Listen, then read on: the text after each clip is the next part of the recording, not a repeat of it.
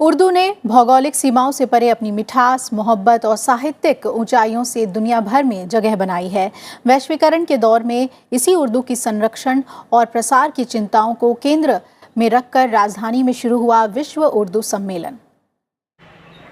6वें विश्व उर्दू सम्मेलन का आगाज सोमवार को राजधानी में हुआ। सम्मेलन की शुरुआत गोवा के दिवंगत मुख्यमंत्री मनोहर पर्रिकर और पुलवामा के शहीदों को श्रद्धांजलि के साथ हुई। राष्ट्रीय उर्दू भाषा विकास परिषद के इस आयोजन का विषय आज के वैश्विक परिदृश्य में उर्दू भाषा की संरक्षा और प्रसार है। इसमें देश और विदेश से आए उर्दू विद्वान और विचारक हिस्सा ले रहे हैं। सम्मेलन का आरंभ उर्दू की राष्ट्रीय आंदोलन में भूमिका और इसके समृद्ध साहित्य की चर्चा से हुआ। इसमें हैदराबाद की मोहब्बत है, इसमें लखनऊ की नज़ाकत है, इसमें दिल्ली की सकाफत है, इसमें आगरे की सजावट है, इसमें सिंध की आप देख रहे हैं नफासत है, इसमें कश्मीर की लताफत है।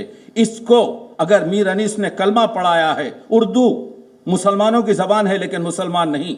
उर्दू को अगर मीर अनीस ने कलमा पढ़ाया है तो उर्दू को चकबस ने रामायण सिखाई है, उर्दू को गिलक्रिस्ट ने मसीहियत क्रिश्चियनिटी बताई है और उर्दू को बेदी ने गुरुनाथ साहब सिखाई है। एक गुलदस्ता है जिसमें हर किस्म का फूल मशहूर है जिसका नाम उर्दू है। सम्मेलन में मदरसों में उर्दू को तरजीह देकर इसे नया जीवन देने की योजनाओं पर भी जोर दिया गया। उर्दू हिंदुस्तान की भाषा थी, है और रहेगी, इस विश्वास को उर्दू वालों के बीच में आना चाहिए। दूसरी बात, भारत सरकार ने पिछले 5 वर्षों में उर्दू की प्रमोशन के लिए हर वर्ष लगातार बजट की वृद्धि करके ये बताया है कि आज की सरकार उर्दू और उर्दू जानने वाले विद्वानों इन सब की प्रमोशन के लिए दिन रात प्रयत्नरत है।